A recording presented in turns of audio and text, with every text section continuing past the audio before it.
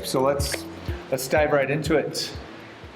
Question on my mind, because I do think leaders get tangled up with this. I have to, as someone that works with organizations on engagement, they think one of the pushback is engagement, like, isn't this just about making employees happy?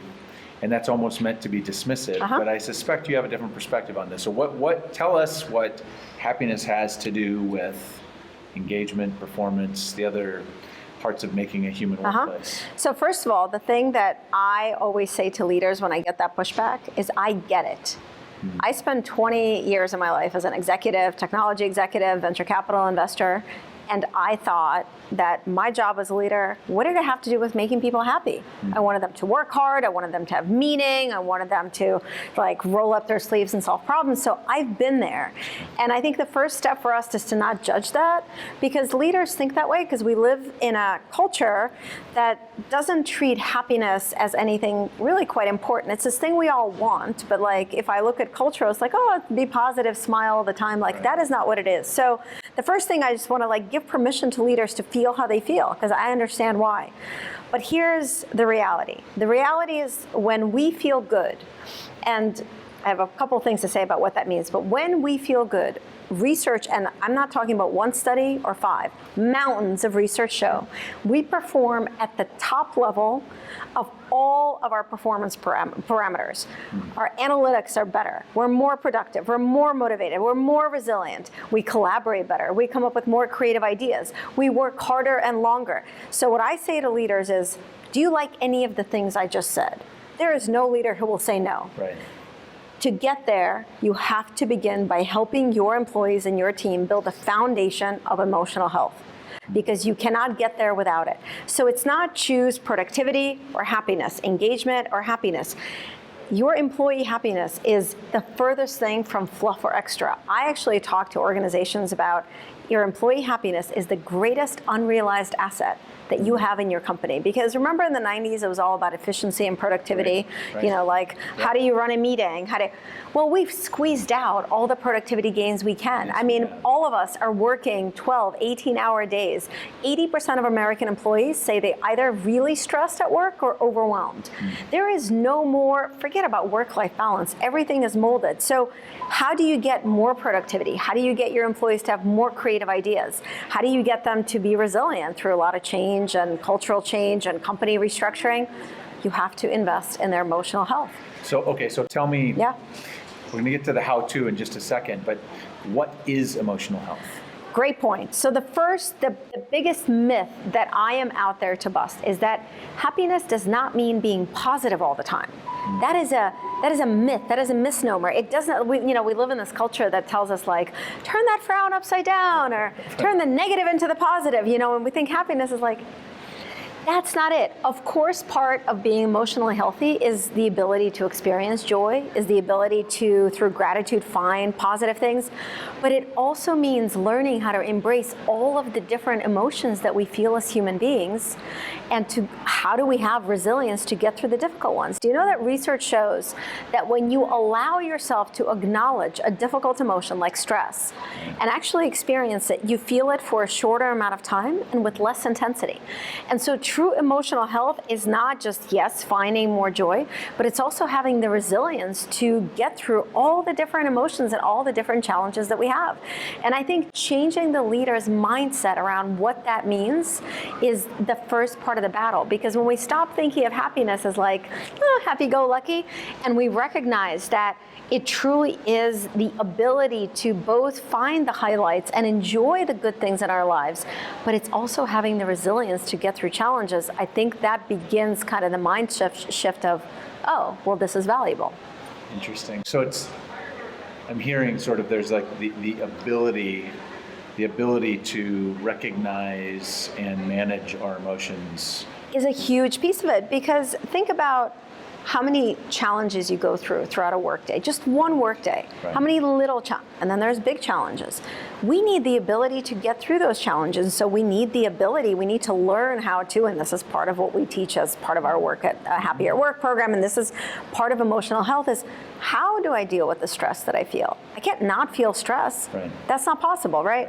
And I think the other really essential piece, and this is, if I have like one mission in life, it's this, is to stop thinking of happiness as something you feel.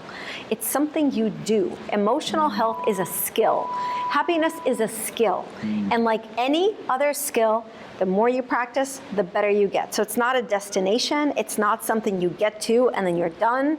It's not something that some people have and some people don't. When we begin to think of it that way and start to break it down, we recognize, well, if research shows that when employees feel better, they're more motivated, they work harder, they're more productive, there's so much research that shows that companies with happier employees are more profitable and have higher revenue. So we can go all the way there. Right.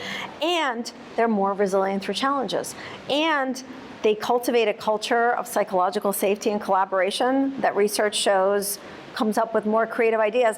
Then it's really hard to say that employee happiness is an extra. But it begins with shifting our mindsets around exactly the question you asked. What does it mean to truly have emotional health? Well, this is like the 3 core principles that we call of our Happier method, the Happier work. And the principles that we've talked about are that, first of all, happiness is not something you feel, it's something you do. It's a skill. Emotional health is a skill. You can learn it, you can practice it, and like any other skill, the more you do, the better you become. And the second is that happiness doesn't mean being, happy-go-lucky, positive all the time. Right.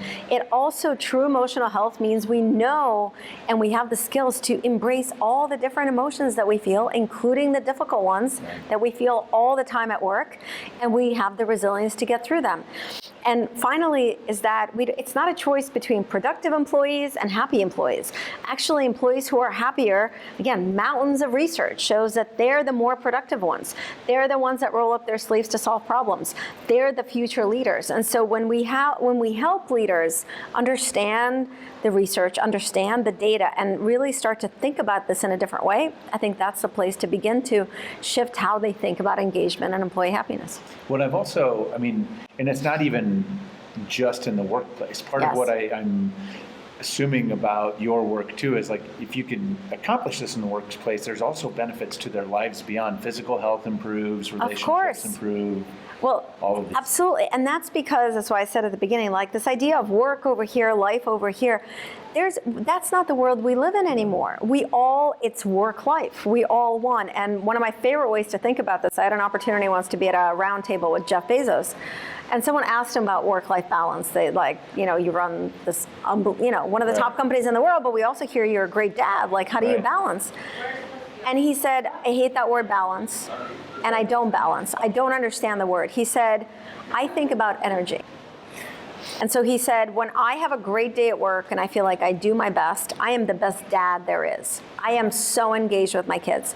And when I am so engaged with my kids, I come to work and I'm the best leader there is. Sure. So there aren't, and this is like one of the things I talk to leaders so much about, like, you think that if your employee had a fight with their spouse or they had bad traffic on the way to work, you think they're able to just put that aside and put on the persona? It's affecting everything. And the same way, if they feel beaten down at work, overwhelmed, stressed, that no one cares about them, you think they're not coming home and it's impacting their family, which is then helping them to resent their work. So we have to, part of this, we're at a work we have to look at employees as human beings. And you're absolutely right. I cannot tell you how many times we do like a Happier at Work workshop or a presentation, and then we hear from the employees months later and they're like, oh my God, Nataly, this is so weird. I think this has helped my marriage. Right. Or I think what I learned during Happier at Work is helping me be a better parent. Of course, because it's all the same skills. You and I are the same human at this interview, and later when we go and hang out with our friends or family. And so that's why I think it's so powerful to think of happiness as a skill, because once it's a skill, that means you can apply it to different parts of your life. So let's close with a couple of high impact pieces of advice, whether it's for leaders for how to do this for their team or for individuals. Like, give us like, how do you do this? What are a couple of steps that are right there for people to improve their emotional? Awesome. So I'll give you 2 of my favorite practices. So the first is what I call gratitude meeting bookends. So you're practicing your skill of gratitude, which again, mountains of research show it not just makes you feel better, motivation, creativity, productivity.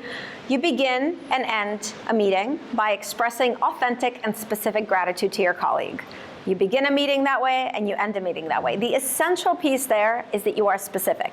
So, Mike, I'm grateful for you, not very impactful. Mike, I am so grateful for how hard you worked on the project last week. Incredibly impactful. When we receive gratitude at work, we're more motivated, more resilient, and more likely to keep working harder at a problem. So try this. I have companies that I've trained who put gratitude bookends on their meeting agenda. Meeting starts with gratitude, meeting ends with gratitude. Takes less than a minute total. So you can't not try this practice. The second practice that I want to share with you is to practice the skill of kindness, which some people smile when I say kindness. They're like, why do I have to practice kindness? I'm a kind person. We all think we're very kind. And it doesn't matter if you think you're kind unless you're practicing it. So here's a kindness practice, particularly for a leader. Do a regular check-in with all of your employees individually, where you simply carve out 5 minutes and you ask them, hey, how's it going? And then you close your mouth and listen. It's an essential piece of the check-in. You check in, you're not specific, it's not about work, how is this project? It's, hey, how is it going? And then you give them space to talk. There's a study that showed that 40% of employees say that when a colleague or a boss checks in with them, more than any other measure, expensive offsites, expensive benefits, helps them feel like they belong and helps them to feel more motivated to work harder. And I have now taught leaders that run enormous global organizations that do this practice as they travel around. And what I hear over and over again, it's the single simplest and most powerful tool that they have to create psychological safety and trust on their team. So the way I would approach this is I would put it on your calendar. Schedule these 5-minute check-ins with your colleagues or people who work on your team. Ask them how things are going, and then don't talk and listen. That was awesome. Awesome. Thank you very much. Thank you very much. For making time. Of course. Appreciate it.